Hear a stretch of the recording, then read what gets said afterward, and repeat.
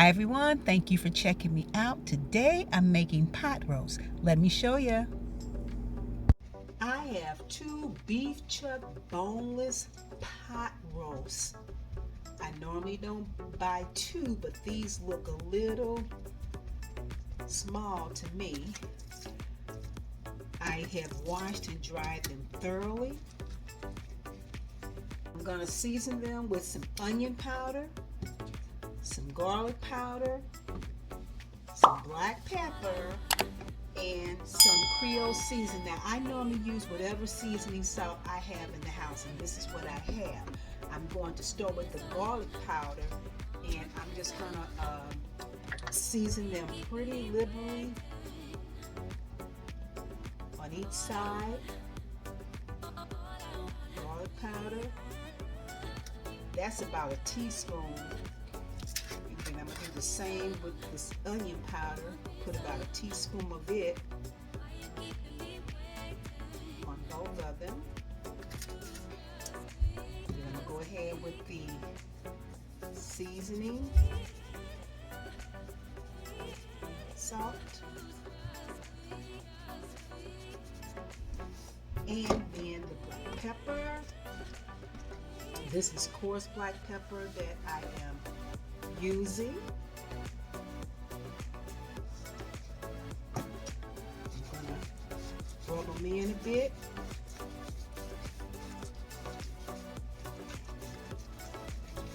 Then I'm going to turn them over and do the same on the other side. Then season on both sides. Now I'm going to let them marinate for about 20 minutes while I get my pan ready.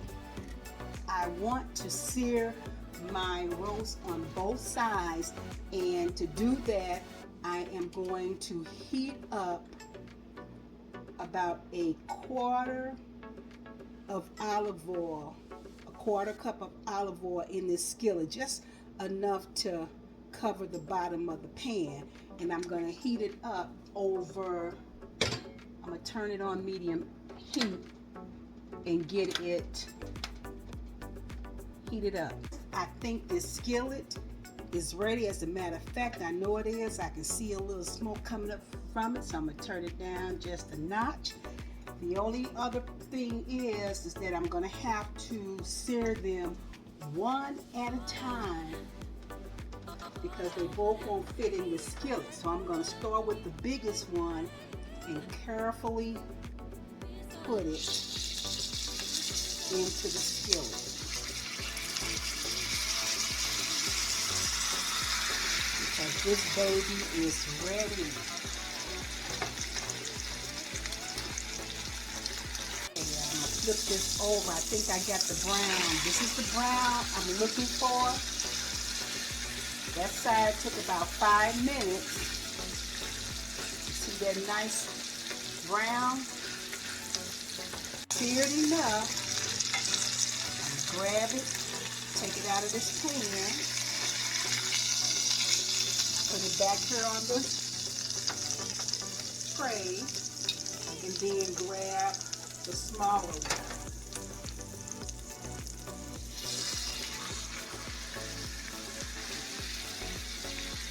Turn the second over.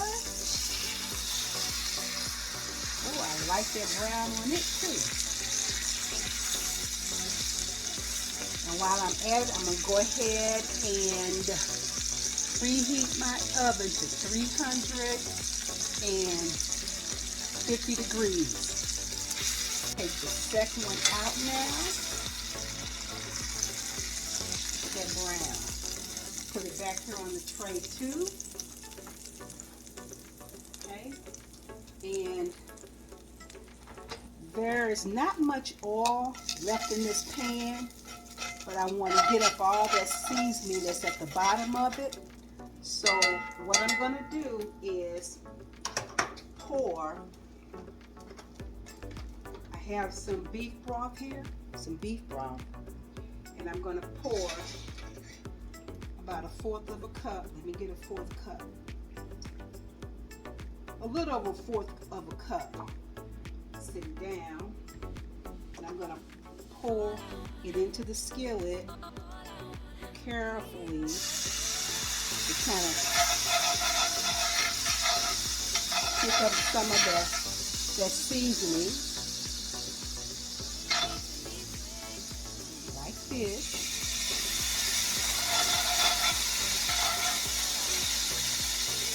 A little bit more. And that's just my 4th cup. And then I'm going to get some of this nice beef seasoning off the bottom of the pan. The next thing I got going is with this baking dish. It's a 9 by 13 inch oldie goldie Pyrex dish, and that I have covered in aluminum foil only for cleanup purposes. And my only thing is, will both of these, will I be able to fit both of these in to the dish? I'm definitely going to try to do that. So I'm going to go ahead and do that now. And this foil here, I have a layer of non-stick aluminum foil, so I'm not worried about my roast sticking to it. But let me get the first one in here and see how that baby fits. I tell you, I love the way they look. Look at those juices. Okay, here go the second one. Let's see how nice it fits in here. Now I know it's going to cook down some, but how much, I'm not sure. Then I'm going to take this juice, that liquid from the skillet. Let me put my mitt back on because I think the skillet is still hot. This liquid, I'm going to go ahead and pour this liquid over the top of it. That looks pretty good. Like, I don't want to miss these spices. Nope. And then what I'm going to do is cover this with aluminum foil. And I'm going to cover it. See how this works. Then I'm going to put it in the oven and let it bake for about an hour. In the meanwhile, I'm gonna get my vegetables ready. I'm using 3, maybe 2 russet potatoes, depending on what will fit, and 1 large, maybe a little bit more of onion because I like a lot of onion, and about a pound or half of this bag of carrots because I love a lot of carrots on my pot roast. So I'm gonna get started with that. Another thing I'm making is some broth or gravy in case I need it. And how I'm gonna do that is I'm gonna take this beef broth that I had and pour a cup of it .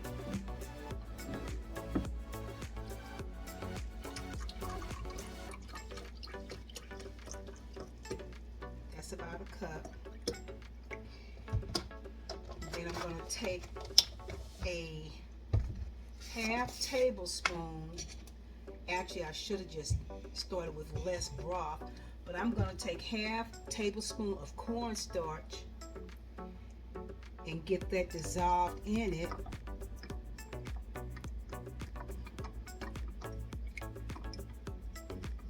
Like that. Then I'm going to get a teaspoon of sugar because I am a sweet and salty person and I like the hint of that sugar. I'm going to put a teaspoon of sugar in there. Whirl it around. Now I have my broth. It's been 45 minutes, not an hour. Let's see together what this roast look like. Let me just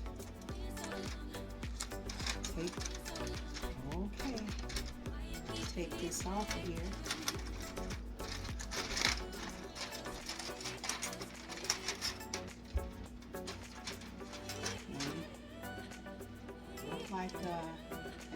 lot of juice in here.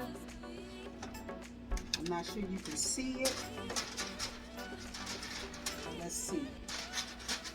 I can let you see how much juice is in here.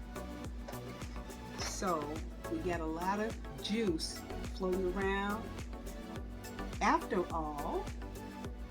And not only that, I think it's cooked enough for me to add the vegetable. Now I have my potatoes, and I'm ending up, I'm using only 2 of the potatoes, and what I did, I just cut them up in quarters, and I kind of like to tuck them along the side of the dish, wherever for real they will fit, and kind of get them down there in that juice.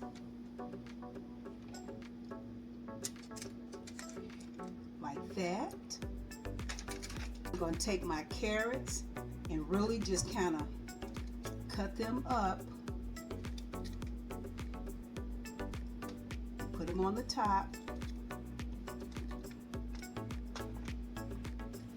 Just going to cut my onion up like this and kind of lay it right there on top of those carrots.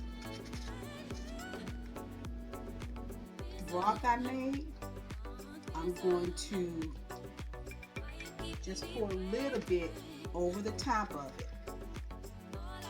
Think about just half of it because it had a lot of liquid already in there. Okay? And last but not least, I'm going to sprinkle some coarse black pepper on the top, like that. Then I'm going to cover it back up and put it into the oven and let it bake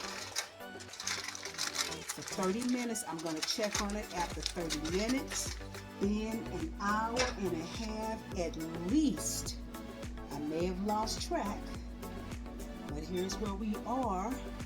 I did check on this periodically. I'm going to check on it now.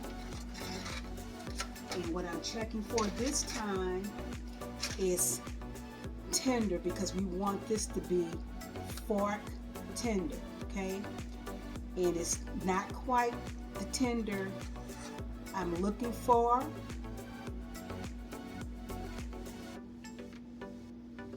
At this point, checking the potatoes and my carrots. I don't want the carrots mushy, but it's looking perfect so far. What I'm gonna do now though is place this back into the oven and let it cook uncovered until it is done. Finally, y'all, this right here is exactly the way I like my pot roast. Yes, indeed. You see those little burnt ends on the carrots? You see how it's kind of burnt on the edges with my potato? And this here right here, this is ready. This is plum ready, y'all. Plum ready. Pot roast, y'all. Thanks for watching. Till next time. Bye-bye.